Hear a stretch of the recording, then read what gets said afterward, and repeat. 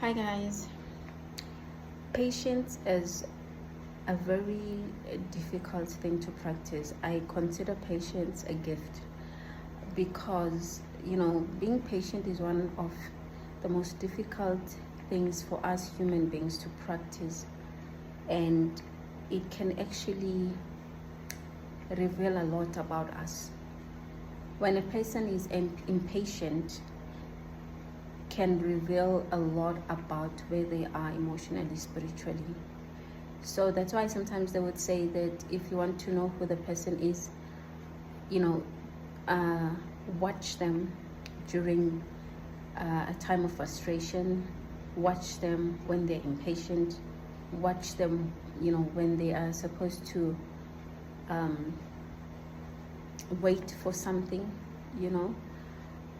because whenever we find ourselves in a space where we want what we want, when we want it, and how we want it, and it doesn't seem to be happening according to our timing, it becomes so frustrating that a person can actually lose control. Okay, so that's how you spot like a grounded person. You spot a grounded person by seeing how patient they are during certain situations, whenever they are faced with a challenge, sometimes illness, breakup, all of those things, they help determine how patient you are, and the patience that you have says a lot about your type of character. So I'm sharing this with you because I have come across a lot of people that have actually run out of patience, in terms of waiting for the right job, waiting for the right partner, waiting for to move to a right location or the location of their desires, waiting for anything to change, anything to break through, anything to come forth or to unfold. And they find themselves in a situation whereby they can no longer wait anymore. It's crazy. And now they want to take action that is not aligned with their highest being, action that has more of fear, because you're taking action out of fear that what if this thing is never going to come, so I'm going to force it to come towards me. What if the right person is not coming, so I'm going to go and look for the right person, so I'm going to throw myself at whoever comes my way or whoever I see potential. Sometimes we may see potential in people, but they're actually not ordained or anointed to be a part of our destiny or part of our lives. So you find yourself being trapped in a wrong relationship, in a wrong friendship, in a wrong job, in a wrong connection, simply because you couldn't be patient and wait for divine timing.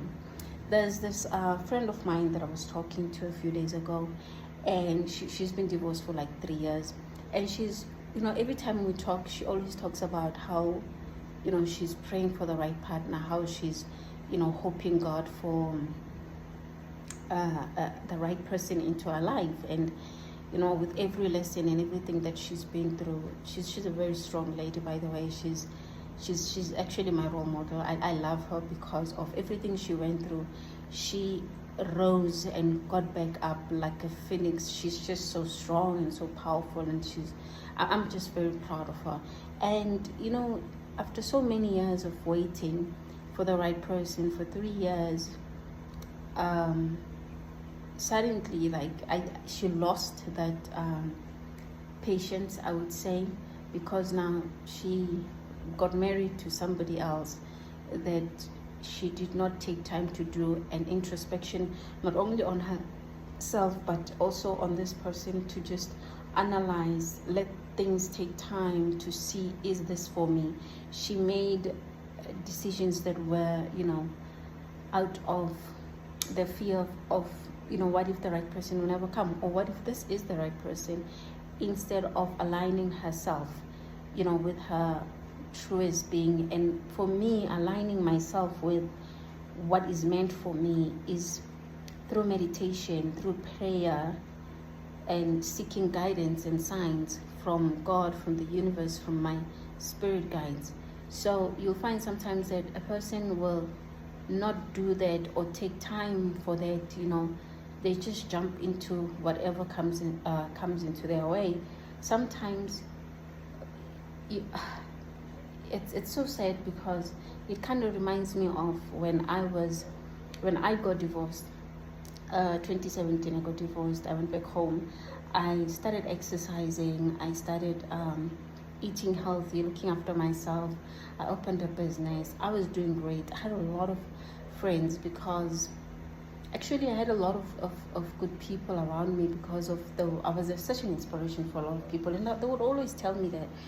And the enemy came. A person who claimed to love me came through, and I agreed to it because I was single, and I thought that it was okay for me to be with someone. It's been 7 years since my divorce, and you know what, I'm gonna move on. And when that person came, I always say, until today, they were sent by the devil to destroy my life, to take away everything that I had worked hard for. Not only worked hard for physically, but worked hard for emotionally, spiritually, healing from the divorce, healing from past traumas of my past relationship, everything that I went through. And they just came and they did worse than that. And they did worse than that. And that was the worst relationship of my life. It was just the worst relationship after my divorce. But anyway, this friend of mine is now married to this person that she doesn't even know whether or not this is the right person for them, because this person now she finds out this person is married, and this guy's wife never agreed to a polygamy relationship, and now she has to deal with that. She has to find her way out of that, and it's heartbreaking. It's not nice, but this teaches me a lesson about being patient. I made a mistake when I was not patient to wait for the right person and to allow God to guide me. I wanted to do things my way. I thought I was doing the right thing, in fact. So patience is very, very, very important. Learn to be patient. It can be very lonely, especially like if you are from a relationship, whether it's a divorce or just a separation. It can be very lonely, especially if it covers more than a year. It can be very lonely. I personally went through the most loneliest time of my life, because I had no friends. I had to cut off toxic friendships as well, toxic relationships, even with family members that I felt were draining my energy. Somehow I cut them off, and I decided that I was gonna just be by myself and be on hermit mode. And I was for a very long time. It's just living my life, just me and my kids, looking after myself and putting myself first, and putting my children first as well. Even now, like the journey feels lonely sometimes, because I feel like now that I've healed every past wound, I've closed off all these old cycles, I no longer feel the strong desire to need somebody to be beside me. I don't feel that strong desire to be with someone. It's like I'm happy being with me. My company does not feel boring. My company with myself is not boring at all. It actually feels good. I love being with me. I love spending time with myself and my children. I spend a lot of time reading books and also talking to myself, because it's very important for me to connect with my higher self and not just my physical or mental state or mental self, whatever. But for me to connect with my higher self, my spiritual version, is very important. And I only do that whenever I don't have any other influences around me, any other voice around me. I prefer being in silence, away from people, things, and places that I find to be too loud and dramatic. I don't hang around people who gossip, who talk too much, who always have something to say. Sometimes you will find a best friend or even a significant other whereby you would just both be silent, and it's not awkward because you are both within, and that's what I'm looking for. So now, like, I can sit in the room for like 10 hours and not feel bored or anything. I enjoy my space. I enjoy being by myself because I'm connecting with my higher self, not because I'm watching TV, not because I'm scrolling my phone, just in silence, journaling, you know.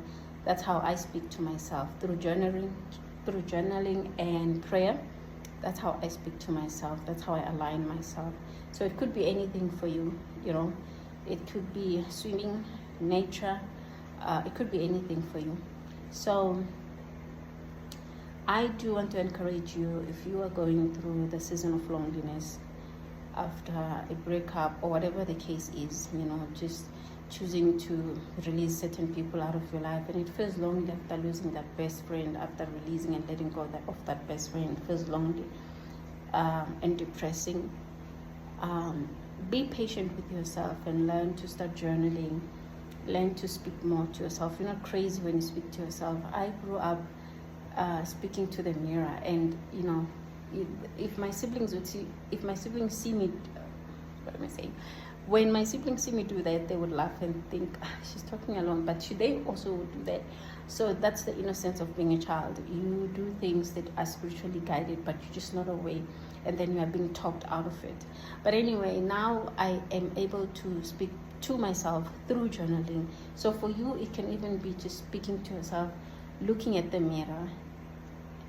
Not discussing how you look, how your hair looks, or how your face looks, but how you feel within. You know, this is how I feel today, and I don't know what I'm gonna do. And you know, be your own friend. That's when your spirit guides intervene. That's when they guide you. You know, when you think you're alone, you're actually not alone. You are with powerful spiritual forces that are guiding you, teaching you, leading you, watching you. So fear not, and allow yourself to be like guided. Allow yourself to be vulnerable to yourself until God brings that rightful person into your life that you can be vulnerable to. For now, just be patient with yourself. Be patient with your situation, you know, of being alone. Take time to just enjoy every moment with you. Okay, so thank you so much for watching. I truly appreciate you know, being heard and being understood, because I'm doing this to help somebody else, to share my own experiences, and to grow, to infinitely grow into our best version. Thank you.